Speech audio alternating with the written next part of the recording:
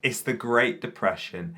Everyone is broke and they can no longer afford to live on the farms anymore. Yet there is a hope, there is a rumour of the golden hills of California where there might be jobs and new life for people.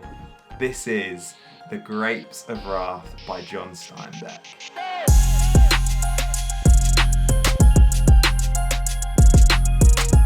What is good, YouTube? My name is Ash Porter and welcome to my channel. Today we are looking at an absolute legendary book, a classic book, a book that is notorious for being a top tier book. This is The Grapes of Wrath by John Steinbeck.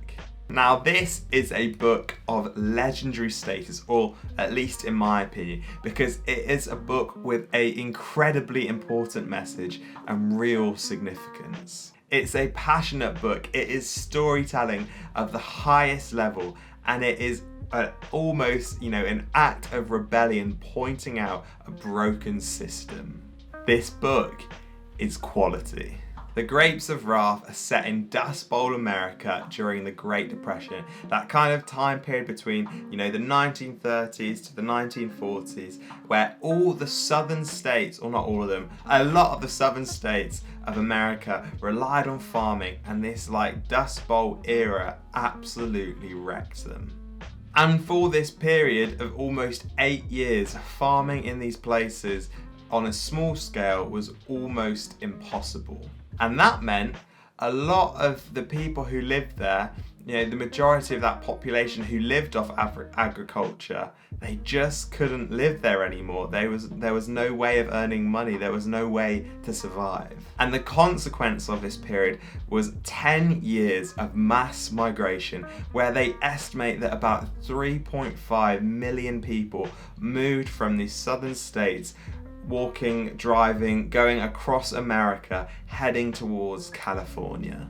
The Grapes of Wrath, a fictional piece, follows the journey of one family, the Joad family, and their journey from Oklahoma to California. They're seeking work, they've heard rumours that there's plenty of work there, and they're hoping they can start a new life. So they decided to pack up and head west. And this may sound simple, but I can tell you, it was far from simple. It was not easy, and this story highlights the struggles all these people would have gone through. Remember, these guys were absolutely broke. They'd tried to last as long as they could in their home in Oklahoma, and then they had to travel thousands of miles west, where at this point, before the journey, they didn't even own a car. They had to buy one specifically for the journey, and they had hardly any money saved up. And I'm telling you now, this book is an absolute emotional roller coaster. It is a journey not just for the Joads, but for the reader as well. But my word, it is worth a read. Once you read this book, it really becomes understandable how Steinbeck won a Nobel Prize for this book. His storytelling is just on another planet. It is absolutely phenomenal. There are two spoiler-free things I want to mention first about this book. And the first one is Steinbeck's incredible world-building technique and the way he immerses you into the story. The first way he does this is the incredible way in which he writes the way they speak. And so you may be like, oh, what are you on about there? But these guys from the southern states, from Oklahoma, they have a really specific way of speaking, like an accent, a variation of English, just the dialect is so unique. You can probably imagine it. I'm not going to do an impression because it'll be absolutely horrific.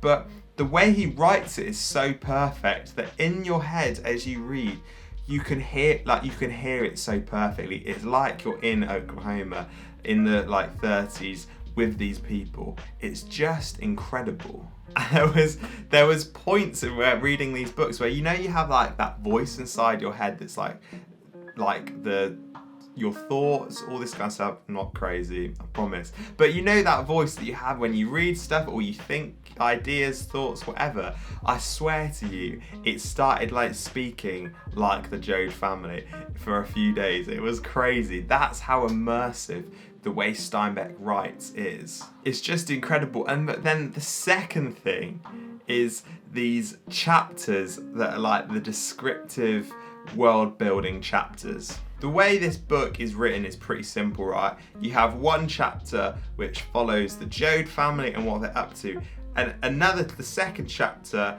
is a world building, storytelling, descriptive chapter where you are no longer following specific people, but you're slightly ahead of the Joads, kind of getting told about what's going on, seeing stuff through other people's eyes, unnamed people who are just part of the world.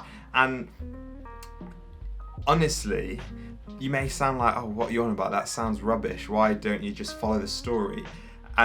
But the way Steinbeck does it, you have to read it to experience it, right? So obviously, go read The Grapes of Wrath. But it just builds the book. It's this idea of immersion. It immerses you in it. It helps you understand the culture, the time, the people, the worlds they were living in, and it adds to the whole reading experience. And I think that's what has blown me away by this book, is the way Steinbeck does it. You know, I don't think modern writers could pull this off. I mean, there are probably writers that do it. I haven't ever read anything like this before. The way he does that simple 1-2, 1-2, 1-2 sort of structure to the book, but it's blown me away. And honestly, I just don't think many other people could pull it off. Steinbeck is just that good. If you haven't already read this book, go pick it up, go read it. Like I said, it really, really is a top tier book, and it's so worth your time. But now it's time for some spoilers, and also here's my immediate reaction after finishing the book. Right, I just finished reading this book, The Grapes of Wrath by John Steinbeck, and my head, like I literally just finished it, my head is just spinning. Like, this book, it took me a little while to read because, you know, it's not like modern fiction. It's not engaging in the same way. Don't get me wrong, it's still engaging, but a different kind of engaging. But I just wanted to react initially. Heartbreaking, that's the only word I can use. Devastating, like heart-wrenching. Like, what a book. I can see why this is one of the like highest rated books, why it's on like all those lists of like fiction books you've got to read, all this kind of stuff. Because, and also, could we just talk quickly about the ending? Like, that was a weird ending, but also heartfelt, because it's like the way these people formed community to serve each other in the worst conditions. And that ending just kind of summarised it, didn't it?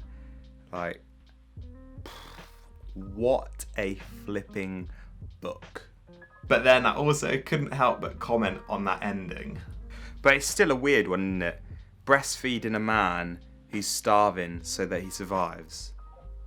At the end of the day, it really is just a heartbreaking book. There's no happy ending.